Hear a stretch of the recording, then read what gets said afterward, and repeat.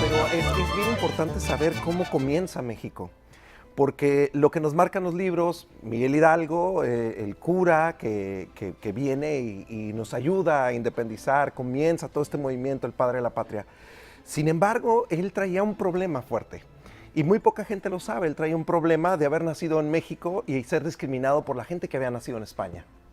Entonces, Él era criollo. Él era criollo, era hijo de padres españoles, nacido en México. Sin embargo, tenía un hermano, como se le conocía, Gachupín, que era los nacidos en España, pero que se vinieron a radicar a México. Entonces, digamos que ese era como lo máximo que podías tú aspirar.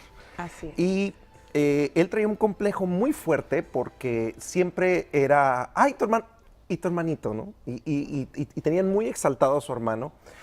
Y él siempre sintió que no se le apoyó ni por parte de su familia, ni por parte de los españoles, ni por parte de nadie. Y aparte, como no había nacido en México, también se sentía cierta discriminación por parte de la gente que había nacido en México. Entonces, en su lema, él dijo a matar gachupines. Entonces, cuando dice a matar gachupines, salud, se crea una patria maravillosa como es México, pero también tiene ciertos rasgos de odio y de resentimiento. Resentimiento. Suena familiar en algunos aspectos de, por ejemplo, que dicen que los mexicanos no nos ayudamos los unos a los otros. Entonces, todo esto viene a raíz de toda esa genética que traemos nosotros como país. Yo soy un fiel creyente que eso también se va heredando por generaciones y por generaciones.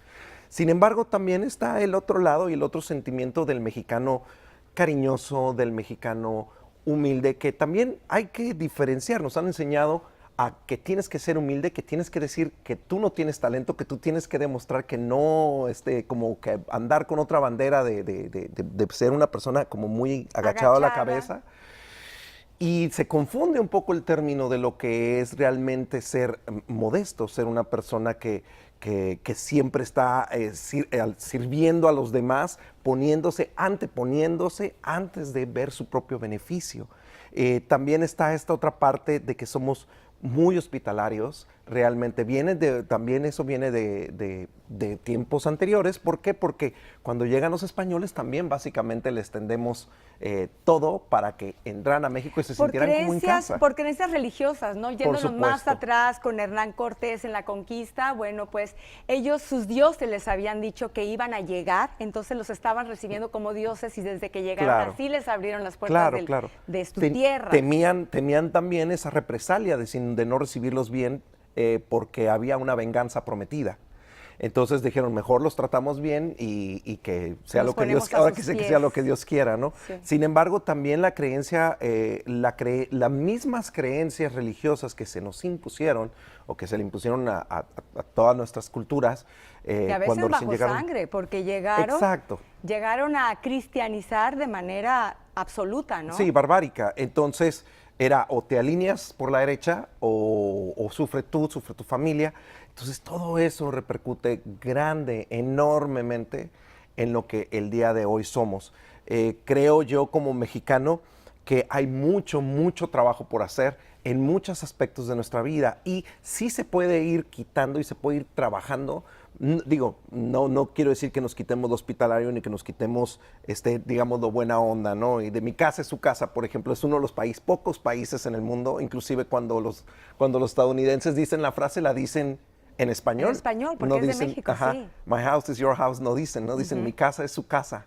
¿Por qué? Porque saben que nosotros los mexicanos somos de esa manera muy hospitalarios y realmente nos desmedimos a veces en tratar de satisfacer a los demás. Fíjate que ese es un valor muy hermoso que tenemos, y pocas veces lo reconocemos o lo sabemos, pero cuando tenemos la oportunidad de viajar a otros países, entonces es cuando regresas a México y puedes comparar. De acuerdo. Y en realidad los mexicanos tenemos un corazón que lo entregamos y somos serviciales, y esa hospitalidad que tú dices se nos reconoce en el mundo.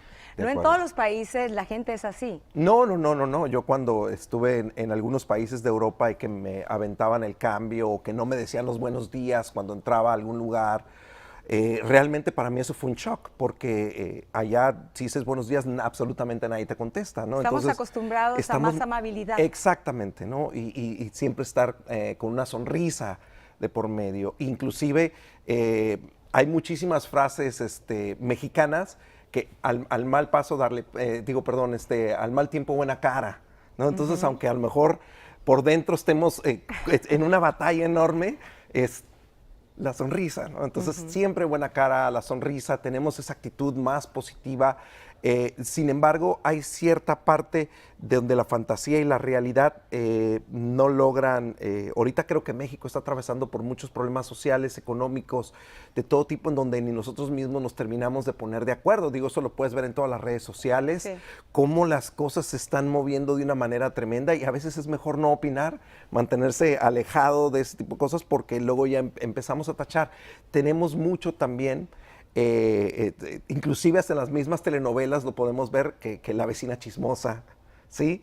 Que se están enterados de toda la vida. Inclusive cuando yo viví 9 años en el DF, mis vecinos sabían mi vida completa, y yo decía, pues ¿cómo le hacen? ¿Cómo le hacen? Y eso, no que es una ciudad más grande, eso, fíjate, exacto. Ahora, como dicen, pueblo chico, infierno grande. Claro, sí, y la verdad es que inclusive, fíjate, la gente de Baja California somos muy, muy, muy diferentes a la gente del interior de la República. Por la sencilla razón de que tenemos dos influencias. Tenemos la influencia estadounidense y tenemos la influencia mexicana, y entonces estamos como que atorados aquí en como que, ¿por qué lado soy? La persona que vive en el DF, los de Zacatecas, tienen mucho más arraigado toda esta cultura. Aparte, todo el valor cultural que se dejó en otros estados de la República es maravilloso. Entonces, porque ellos lo están viviendo. Simplemente, claro, fíjate, transitas por las calles de Zacatecas que mencionabas, claro, Querétaro, están viendo la historia y están transitando en espacios donde nuestros ancestros hicieron patria, ¿no? Y te lo recuerdan. ¿Por qué? Porque, o sea, aunque tú no te lo estén diciendo, tú lo puedes ver, lo puedes sentir, lo puedes oler.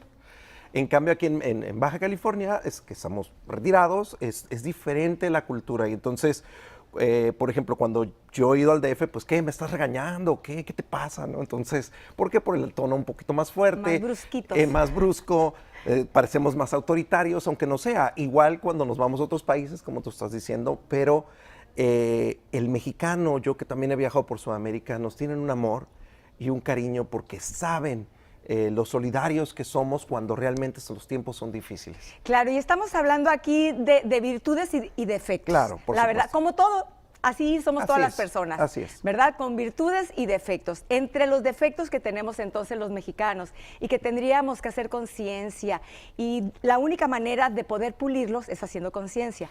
Tenemos resentimientos todavía que ya ni nos corresponden, ajenos, lejanísimos, y ahí los traemos por todavía. Ejemplo, una frase que si Santana vendió la patria, que si llegaron los españoles y mataron, y todo esto, ¿no? ¿Qué hubiera pasado? La clásica pregunta es cuando me ha tocado ver que gente que está viendo la Plaza de las Tres Culturas, ¿no? Por ejemplo, en Tlatelolco, en el Distrito Federal, ¿qué hubiera pasado si no hubieran llegado los españoles? Pues no estaríamos aquí.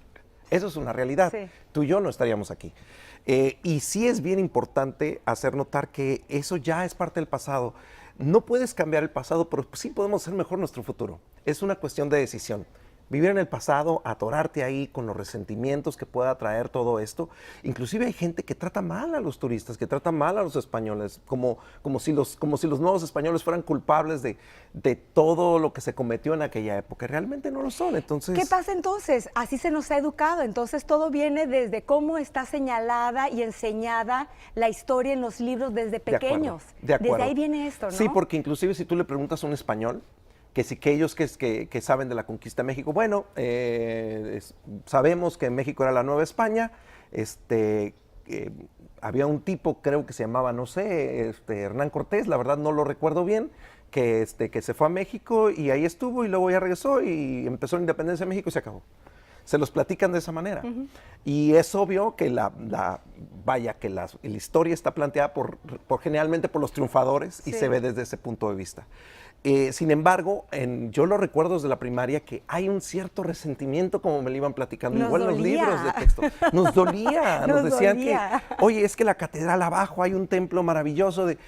Y era pero ¿por qué? ¿Por qué destruyeron todo lo que tenían los aztecas, toltecas, zapotecas? Exacto. Y sobre eso sus imperios construyeron iglesias. Todo eso nos dolía, ¿no? Nos dolía, claro. Pero era parte de la manera de llegar a la ideología y de querer dominar. Exacto, y seamos sinceros, todo lo que somos ahora, todo lo que tenemos, toda esta gran variedad de cultura, todo se lo debemos a que pasó ese evento. Entonces, en lugar de ver el porqué y ponernos en el papel de víctima, que también pudiera ser otra característica muy mexicana, la gente dolida, por ejemplo, lo podemos escuchar en la música. Sí, José Alfredo Jiménez para mí es uno de los más grandes compositores de la historia. José Alfredo Jiménez, pero sin embargo, de cortarse las venas. Es lo que te digo, es lo que te digo. Y son las canciones que llegan y ves a la gente y ves sus caras, ¿no? Y esa parte es una parte de cultura. Estás escuchando lo mismo, una cultura de Dios, ¿por qué soy así? ¿Por qué me pasó esto a mí? ¿Qué fue lo que...? Entonces nos ponemos en el papel de víctima. Tú tienes la decisión de decir, bueno, puedes seguir escuchando esa música, que es maravillosa. Que también es el olorcito rico, que se disfruta. Y con un tequilita más sabroso. Exacto. Entonces lo que podemos hacer es dejar la actitud del porqué de la víctima al para qué. ¿Qué onda con esto? ¿Qué onda con este nuevo reto que se me comienza? Que comienza el día de hoy a las 12 con 10 minutos, 12 con 11 minutos y de aquí para adelante. Si volteamos para atrás, tu pasado no lo puedes cambiar, pero hay que vivirlo y hay que saber, porque bien se dice, para tú saber hacia dónde vas, tener un rumbo, hay que conocer la historia. Si no, vas a repetir los mismos errores. Así es, Ricardo, muchísimas gracias. Gracias a ti. Por tu intervención, participación hoy en Vida Plena y que viva México. Que viva México, padrísimo.